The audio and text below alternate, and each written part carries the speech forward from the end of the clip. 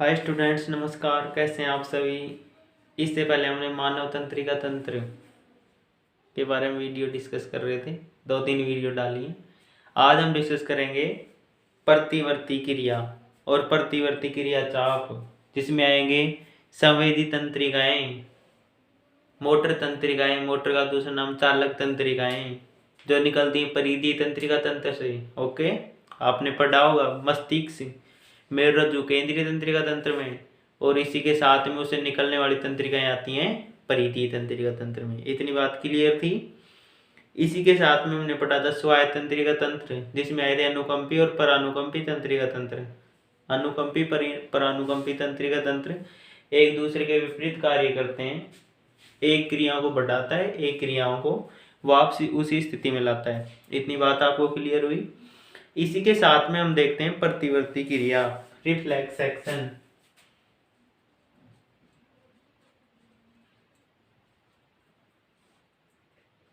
प्रतिवर्ती क्रिया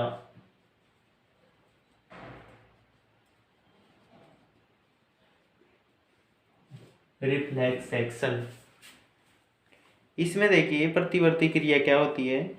जब किसी उद्दीपन के कारण होने वाली स्वतः, तीव्र और अनैच्छिक, क्या होती है प्रतिवर्ती क्रिया? स्वतः हो, कोमा तीव्र हो और अनैच्छिक हो।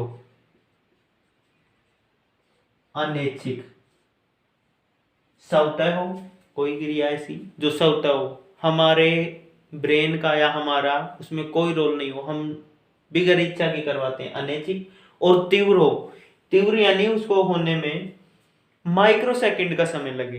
प्रतिवर्ती क्रिया किसे बोलेंगे? ऐसी क्रियाएं या ऐसे उद्दीपन जो स्वतः, तीव्र हो और अनैच्छिक हो, बिगर इच्छा के, उन्हें हम कहते हैं प्रतिवर्ती क्रिया।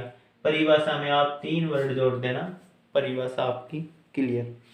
अब देखते हैं एग्जाम्पल क्या हो सकते हैं। इसके एग्जाम्पल क्या होती है प्रतिवर्ती क्रिया? जैसे एग्जाम्पल देखिए, स्वादिष्ट भोजन। ये एग्जाम्पल ये याद रखना। देखिए, स्वादिष्ट भोजन को देखते ही क्या होता है कि लार आने लग जाती है। सुगंध को सूंघते ही सुगंध आती है कि स्वादिष्ट भोजन में सुगंध आई, आपने सूंघी, तुरंत लार आ जाती है, भाई ये भोजन बन रहा है, टेस्टी होगा। तो वो क्या है? प्रतिवर्ती क्रिया है। हमारे जो संवेदियां हैं उन्हें ग्रहण किए उसके प्रतिक्रिया कर रहे हैं, तो वो हो जाएगी प्रतिवर्ती क्रिया। दूसरा एग्जाम्पल हो सकता है इसका, नुकीले कांटे, नुकीले सुई, ताप, ताप हो सकता है किसी गर्म वस्तु को छू रहे हम, या कोई नुकीला कांटा चुभ रहा अपने त्वचा में, कहीं भी कोई शरीर को, मतलब कोई अंग को, हाथ पैर आंख नाक कान, तुरंत हमें पता चल जाता है भाई कांटा चुभ रहे, तो तुरंत हम वहां से हटने का प्रयास करते हैं, तीव्र करते हैं। स्वेच्छा से कर रहे होगे नहीं, अनैच्छिक। वे क्रियाएं जो अनैच्छिक, तीव्र हों और स्वतः हों, उन्हें तो बोलते हैं प्रतिवर्ती क्रिया। तो बिगर इच्छा के, ऐसे सोचना नहीं पड़ता, तुरंत ही हटा लेते हैं। जैसे ताप लगा हमें, गर्म वस्तु को छुई कि कांटा लगा, तो वो क्या हो जाएगा? प्रतिवर्ती क्रिया के एग्जाम्पल। बस आप 2 याद रखना, स्वादिष्ट भोजन को देखकर लार खाना, नुकीले कांटे का चुभना, ताप या किसी वस्तु को छूते हैं तो तुरंत हाथ का हटाना, ये होती है प्रतिवर्ती क्रिया। अब देखते हैं प्रतिवर्ती क्रिया के प्रकार।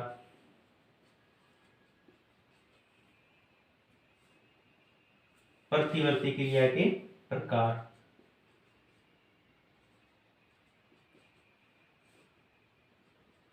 दो प्रकार की होती है प्रतिवर्ती क्रिया। नंबर फर्स्ट आती है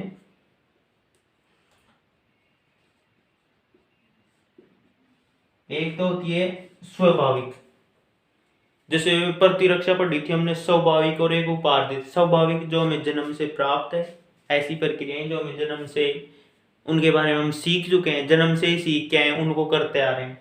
एक होती है जन्म के बाद, तो उनको ले रहे हैं हम प्रानुकूली या उपार्जित, जन्म के बाद ग्रहण की गई हैं। तो पहला हम दे रहे हैं सरल प्रतिवर्ती क्रियाएं या अप्रतिबंधित। पहला आ रहा है सरल या अप्रतिबंधित। सरल या अप्रतिबंधित। इसी के साथ में दूसरी आ जाएगी प्रतिबंधित, उपार्जित, स्वाभाविक। ये सभी एक ही नाम हो जाएंगे। तो पहली पर सरल प्रतिवर्ती क्रिया क्या होती है? प्राकृतिक होती है। कैसी होती है? प्राकृतिक होती है। तीन नाम आ चुके हैं भाई यहां पर। इसके एग्जाम्पल जैसे पलक को जपाना, पलक का जपना या जपाना। देखिए ये तो आप छोटे बच्चों में देख सकते हैं या बड़े में देख सकते हो। जैसे ही छोटे बच्चों की आई के सामने अपन फूंक मारते हैं और कुछ करते हैं तो वो तुरंत जपा लेते हैं, जन्म से सीख के आए हैं, यानी उन्हें जन्म से ही प्राप्त है वो प्रतिवर्ती क्रिया, उन्हें वो करते रहते हैं, पलकों का जपाना। दूसरा एग्जाम्पल है खांसी आना, खांसी, छींक आना, छींक,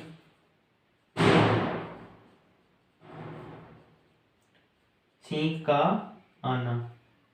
दो एग्जाम्पल देखोगे भाई, पलक जब आ रहे हो, खांस रहे हो, छींक आ रही है, ये सारी प्राकृतिक प्रक्रियाएं हैं, इनमें सीखने की कोई आवश्यकता नहीं है, जन्म से प्राप्त हमें, इसलिए इनको प्राकृतिक, सरल या अप्रतिबंध, कोई प्रतिबंध नहीं है हमारा। इसी के साथ में तीसरा एग्जाम्पल है तेज प्रकाश में पुतली का सिकुड़ना, तेज प्रकाश एवं पुतली, पुतली की क्रिया।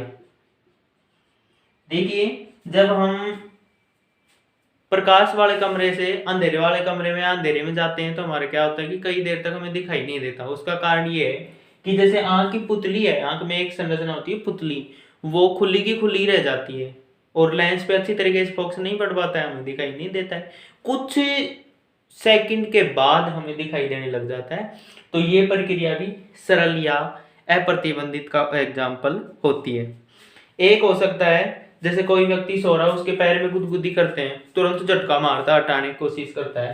तो ये तीन चार एग्जाम्पल हो गए सरल या अप्रतिबंधित क्रियाओं के, जैसे आंखों की पलकों का झपकाना, खांसी और छींक, तेज प्रकाश में आंखों की पुतली की प्रक्रिया। इसी के साथ में आ रही है, यहाँ पर दिखाई दे जाएगा आपको, इसी के साथ में आ रही है प्रानुकूली या उपार्जित। दूसरी आ रही है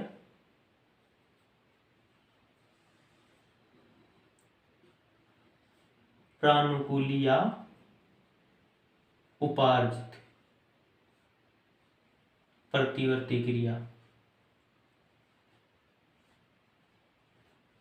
उपार्जित है, जन्म के बाद ग्रहण की गई है। कैसी है? जन्म के बाद। जन्म के बाद जैसे क्या क्या ग्रहण कर सकते हैं हम? साइकिल चलाते जन्म के बाद सीखते हैं, गाड़ी चलाना, और साइकिल चलाते टाइम ब्रेक मारना, किसी चीज को देखते हैं। देखो फर्स्ट में चलाते हैं तो हम चलाते चलाते ब्रेक की तरफ ध्यान जाता है, ब्रेक लगाते हैं, कहाँ सी है ब्रेक, और जैसे जैसे हम सीख जाते हैं तो हमें पता नहीं होता, जैसे सामने से कोई आता है हम ब्रेक की तरफ नहीं देखते, उसी की तरफ ध्यान देते हैं, ब्रेक लगा देते हैं, जो बाइक है साइकिल रुक जाती है। उसका कारण क्या है? हमने सीख लिया प्रक्रिया। क्या हम जन्म से सीख के आए? नहीं सीख के आए। किसी को बोलते बोलते जूते की फीते की डोर बांधते रहते, उसकी तरफ ध्यान रहता है, बंद गई भाई जूते की डोर। ये क्या है? सीखने के एग्जाम्पल है। कब? जन्म के बाद। उनको ले रहे हैं प्रानुकूली या उपार्जित प्रतिवर्ती क्रिया। इसी के साथ में एक दूसरा एग्जाम्पल आ रहा है,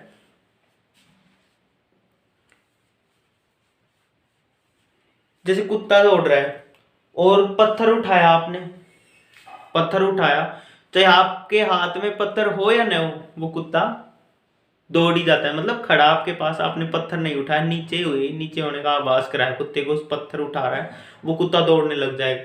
उसका कारण क्या है? कि उसने सीख रखा है कि कहीं ये पत्थर ना मार दे, सीखी हुई है सारी प्रक्रिया। इसी के साथ में एक दूसरा एग्जाम्पल है, जैसे हम कक्षा में बैठे हैं, सर आ रहे हैं, सर आ रहे हैं तो हम तुरंत खड़े हो जाते हैं वेलकम के लिए। क्यों? क्योंकि हमने वो सीख ली, सर आए हैं तो खड़ा होना है, चाहे अपने काम ही कर रहे हो, चाहे हाथ में पेन हो, चाहे बात करते करते हम खड़े हो जाते, वेलकम सर। इसका क्या है? कि हमने सीख ली हो प्रतिवर्ती क्रिया। इसे एक बेस्ट एग्जाम्पल आया है, एक साइंटिस्ट है इवान पावलो, साइंटिस्ट है इवान पावलो, वैज्ञानिक इवान पावलो। इनने बताया, इसका दूसरा नाम, बड़ा नाम दे रखा है इवान पेट्रोविच पावलो। तो शॉर्टकट आप यही रख लेना, इवान पावलो। इसने प्रयोग किया कुत्ते पे, तो कुत्ते का चित्र बनाया नहीं, शॉर्टकट ही रहने दो। कुत्ते पर प्रयोग किया तो इसने देखो फर्स्ट प्रयोग में तो क्या दर्शाया कि एक कुत्ता है और कुत्ते को वो रोटी का टुकड़ा देता है कुत्ते को, और वो रोटी का टुकड़ा कब देता है? घंटी बजा के। तो घंटी तो बना लेते हैं, ये तो सिंपल सी बात है भाई। घंटी को बजाई और कुत्ते को क्या दी? रोटी। कुत्ते के मुंह से स्रावित हो रही है लार। क्या स्रावित हो रही है? लार। ओके स्टूडेंट्स, तो ये लार क्या है? एक प्रतिवर्ती क्रिया। प्रतिवर्ती क्रिया। अपने भी मुंह से लार आ रही थी ना स्वादिष्ट भोजन को देखकर, वो भी एक प्रतिवर्ती क्रिया थी। ओके, तो इसको कुत्ते को देखो कि इवान पावलो ने क्या किया, एक कुत्ता उसको घंटी बजाई, घंटी बजाई कुत्ते को, और डेली डेली रोटी देता। उससे पहले वो कुत्ता लार स्रावित करता। चलता रहा काफी दिनों तक ये प्रयोग। कुछ दिनों बाद में उसमें दूसरा कुत्ता लिया, या उसे उसी कुत्ते के बारे में फर्स्ट में क्या था, या दूसरे कुत्ते की बात करते हैं। एक कुत्ते को क्या किया इसने, ये भी कुत्ता है, कुत्ते को रोटी भी दे रहा है, घंटी भी बजा रहा है, बेल आइकन दबा रहा है। आप तो दबाते नहीं हो मेरे चैनल में, ये बेल आइकन दबा रहा है साइंटिस्ट कुत्ते को रोटी खिलाने के लिए। तो ये घंटी को दबाई तो ये लार स्रावित नहीं हुई, लार स्रावित नहीं हुई उतनी मात्रा में। कुछ मात्रा में तो होती है, लार स्रावित नहीं, तो ना के बराबर मानते हैं हम इन्हें। क्यों? उसका कारण क्या है कि जैसे कुत्ते को घंटी बजा के रोटी देता था इवान पेट्रोविच पावलो, तो कुत्ते ने उस प्रक्रिया को सीख ली। घंटी बजेगी तो रोटी आएगी, उसके मुंह से लार निकल आती थी। पर जैसे दूसरा कुत्ता लिया उसने उसने भी रोटी दी, घंटी बजाई, पर क्या हुआ? लार उतनी मात्रा में स्रावित नहीं हुई। तो ये पहला एग्जाम्पल क्या है कि जो पहले कुत्ता था उसने घंटी बजा के दे रहे थे, तो उस चीज को सीख लिया। ये बताया इवान पावलो में। इवान पावलो ने बताया कि ये कैसी प्रतिरक्षा है, वो कैसी प्रतिवर्ती क्रिया है, उपार्जित, जो जन्म के बाद हम सीखते हैं। इसी के साथ में 2-3 एग्जाम्पल आए हैं। एक एग्जाम्पल तो ये याद रखना है हमको।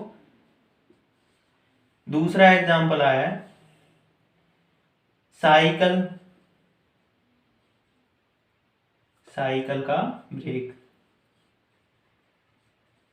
साइकिल ब्रेक, किसी चीज को देखकर हम चलते रहते हैं, ब्रेक लगा देते हैं। जैसे कोई चीज सामने आ रही है तो उसकी तरफ ध्यान नहीं देते हैं। इसी के साथ में एक दूसरा एग्जाम्पल आया है कि कक्षा में सर आ रहे हैं तो हम तुरंत खड़े हो जाते हैं वेलकम ले। क्यों? क्योंकि हमने सीख ली वो बात की सर आएंगे हमें खड़े होना है। इसी के साथ में एक आया है कि बात करते करते जूते के फीते बांध लेते हैं हम। क्यों? क्योंकि हमने वो सीख रखे भाई ऐसे ऐसे बनते, बात भी करते रहते हैं। तो ये एग्जाम्पल आएंगे उपाधि जो हमने सीख चुके हैं। तो प्रतिवर्ती क्रिया है उसको 2 भागों में बांटा। एक तो स्वाभाविक जो जन्म से प्राप्त है, पलक जप रही है, खांसी आ रही है, सांस ले रहे हैं, और एक आ सकती है इसके अंदर छींक आ रही है, और एक आ सकता है तेज प्रकाश के अंदर पुतलियों को फैलना या सिकुड़ना। इसी के साथ में दूसरी प्रतिवर्ती क्रियाएं उपाधि जो जन्म के बाद ग्रहण की जाती हैं, उसमें एक इवान पेट्रोविच पावलो कुत्ते का एग्जाम्पल याद रखना हमें। और इसी के साथ में हमें साइकिल को ब्रेक लगाना और सर के आते हुए हमें वेलकम लिए खड़ा होना, तो ये सारी प्रक्रियाएं हमने सीख ली हैं। आप याद रखना, अंतर भी याद रखना इसके अंदर। अब हम देख रहे हैं प्रतिवर्ती क्रिया की क्रियाविधि। अब देखिए बच्चों, क्रियाविधि में आप छोटी सी मैकेनिज्म समझ लीजिए, सारा फंडा क्लियर हो जाएगा। देखो, एक तो आपको वो फुट बना लेना है। फुट बना लो, नोट्स आप साथ में बना रहे हो तो एक सुंदर सा फुट बना लीजिए। सुंदर तो क्या जैसा बनता है वैसा ही बना लीजिए आप तो।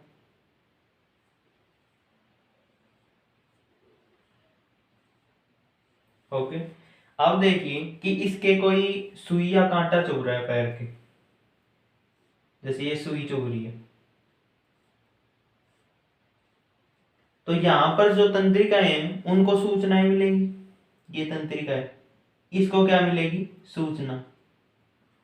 सूचना किसको मिलेगी? इसके डेंड्राइट्स को। किसको मिलेगी? इसके डेंड्राइट्स को। ये डेंड्राइट्स देंगे एक्सॉन को, और ये एक्सोन आगे सूचनाएं देगा नेक्स्ट तंत्रिका को, ठीक है।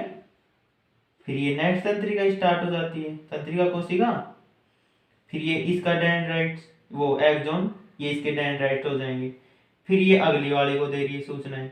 इसी प्रकार से एक ये अटैच होती है, ये इसका एक्सोन हो जाएगा। और जैसे ये आके पहुंच रही है, ये आके पहुंच रही है केंद्रीय तंत्रिका तंत्र। केंद्रीय तंत्रिका तंत्र में आते हैं मस्तिष्क और मेरुरज्जु। अब मेरुरज्जु की संरचना हमने देखी थी, उससे पहले एक सिंपल सा फंडा देख लीजिए कि ये तंत्रिकाएं दो प्रकार के तंतु होते हैं। एक तो सूचनाओं को लाते हैं, सूचनाओं को ले जाने वाले, ले जाने वाले, उन्हें तो बोलते हैं संवेदी। क्या बोलेंगे? संवेदी न्यूरॉन। ओके, इसी के साथ में एक होते हैं लाने वाले, लाने वाले, उन्हें हम बोलते हैं चालक या मोटर न्यूरॉन, चालक या मोटर न्यूरॉन। न्यूरॉन या तंत्रिका एक ही बात है, इंग्लिश का वर्ड है, कंफ्यूज नहीं होना है। अब देखो, एक तो सिस्टम लेके जा रही है ये पथ, तो इसे तो बोलेंगे संवेदी न्यूरॉन या संवेदी तंत्रिकाएं। इसी के साथ में एक पथ लेके आएगा जो वहां पर एक मैकेनिज्म करवाएगा कि पैर को हटाना है, वो आ जाएगा लाने वाला चालक या मोटर न्यूरॉन। इतनी बात क्लियर हुई। अब एक चीज ये याद रखनी है अपने को कि ये एक तंत्रिका कोशिका है, ये इसके डेंड्राइट्स है, ये इसका तंत्रिका अक्ष है, ये इसके सिनेप्टिक की पुट्टिकाएं, केमिकल सिस्टम होता है। फिर इसी के साथ में एक दूसरा तंत्रिका कोशिका अटैच होती है, ये इसका डेंड्राइट्स, इसी के ये सिनेप्टिक की पुट्टिकाएं ऐसे अटैच होती है। तो यहां से यहां तक ये अटैच है, तो ये क्या है? सिनेप्स। मैंने बताया था ये बात आपको, सिनेप्स बोलते हैं इसे, जब एक आगे वाला और एक पीछे वाला दो तंत्रिका कोशिका अटैच होती हैं तो उससे बनने वाली संरचना को सिनेप्स। तो सिनेप्स के द्वारा एक बहुत सारी तंत्रिकाएं अटैच होंगी और सूचनाओं कहां लेके जाएंगी? केंद्रीय तंत्रिका तंत्र। केंद्रीय तंत्रिका तंत्र में फर्स्ट में जाएंगे मेरुरज्जु। मेरुरज्जु में श्रृंग होते हैं, दो श्रृंग, पीछे वाले को पृष्ठ, आगे वाले को अधर। भाई ये पृष्ठ भाग अपना और ये भाग है अधर भाग, तो पीछे वाले को पृष्ठ भाग, तो ये पृष्ठ श्रृंग हो जाएगा, ये पृष्ठ श्रृंग हो जाएगा पीछे, ये अधर श्रृंग हो जाएगा। तो इससे पहले वाला वीडियो डिस्क्रिप्शन में आप देखना, मैंने ऐसा डायग्राम बनाया था, उसमें एक तंत्रिकाएं लेके आ रही थी तो उसे तो मैंने बोला था संवेदी, और इस प्रकार से अंदर आ रही है, अंदर आ रही, फिर इससे एक जा रही है, अंदर से बाहर जा रही है, उसे बोल रहे हैं मोटर, मोटर, और इसे संवेदी तंत्रिकाएं। इतनी बात क्लियर हुई? इतनी बात सभी को क्लियर है? ये पृष्ठ श्रृंग है, ये अधर श्रृंग है, ये बात भी आपको क्लियर हुई होगी, मैंने बताई है इससे पहले वाले वीडियो में अच्छी तरीके से। तो इसका दूसरा नाम हो जाएगा पृष्ठमूल गुच्छिका, पृष्ठमूल गुच्छिका, और इधर वाला हो जाएगा अधरमूल गुच्छिका, अधरमूल गुच्छिका। ओके स्टूडेंट्स, ये बात आपको क्लियर हुई? अब हमने देखा था कि ये मेरुरज्जु, तो इसके अंदर एक द्रव भरा होता है जिसे हम बोलते हैं दूसर द्रव। तो ये तो है दूसर द्रव, दूसर द्रव, और ये बाहर वाला है श्वेत द्रव, श्वेत द्रव। अब देखो, इसके अंदर आ रही है जो तंत्रिकाएं हैं, ये तंत्रिकाएं होती हैं केंद्रीय तंत्रिकाएं बोल सकते हैं इन्हें, जो मस्तिष्क तक सूचनाएं भेजती हैं और मस्तिष्क से तुरंत आते हैं। और ये सूचनाएं किस प्रकार से? इलेक्ट्रोकेमिकल। देखो लाइट है, लाइट तुरंत जाती है ना वायर में, सूक्ष्म माइक्रोसेकंड का समय लगता है उसमें, तो एक इलेक्ट्रोकेमिकल वेव, इलेक्ट्रोकेमिकल तरंग के द्वारा तुरंत आई केंद्रीय तंत्रिका तंत्र में। इसके प्रति ये सोचेगा क्या करना है, ब्रेन के पास भेजेगा, ब्रेन वापसी आया, उससे मोटर तंत्रिकाएं निकलकर इस प्रकार से जुड़ती जुड़ती और ये पहुंचेंगी वहीं पर इस अंग के पास। यहां पर क्या काम करना है? यहां पर कुछ हार्मोन, हार्मोन हो सकते हैं या केमिकल, या हो सकता है केमिकल, ये प्रभावित करवाती हैं। तो ये केमिकल क्या काम करेगा, तो पैर को हम तुरंत झटका मार देंगे, हटा लेंगे। तो ये सारा सिस्टम हो रहा है, एक तंत्रिकाएं जा रही है, संवेदी तंत्रिकाएं, एक से तंत्रिकाएं आ रही है, उन्हें बोले मोटर तंत्रिकाएं। ये सारा सिस्टम कहलाता है प्रतिवर्ती क्रिया की क्रियाविधि या प्रतिवर्ती क्रिया चाप। ओके स्टूडेंट्स, इसके बाद में आता है मेरु प्रतिवर्ती चाप। पहला आ रहा है मेरु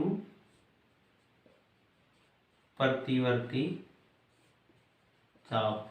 तो मेरु प्रतिवर्ती चाप ये होता है कि वह पथ जिसे तंत्रिका कोशिकाएं बनाती हैं, तो वो होता है मेरु प्रतिवर्ती चाप। या तंत्रिका आवेग के समय तय किया गया पथ, तंत्रिका आवेग के समय, तंत्रिका आवेग आ रहा है यहाँ पर, उसके समय तय किया गया पथ जिसे बना रही है तंत्रिका कोशिका, उसे कहते हैं मेरु प्रतिवर्ती चाप। इसके निम्न अंग हैं, निम्न अंग कार्य आते हैं। पहला देख लीजिए संवेदी अंग। आंख, नाक, कान, त्वचा, हमारी जो ज्ञानेंद्रियां हैं वो आती हैं संवेदी अंगों में, सूचनाओं को ग्रहण करती हैं, केंद्रीय तंत्रिका तंत्र तक पहुंचाती हैं। इसी के साथ में आ चालक तंत्रिका कोशिका, चालक तंत्रिकाएं। वे तंत्रिकाएं जो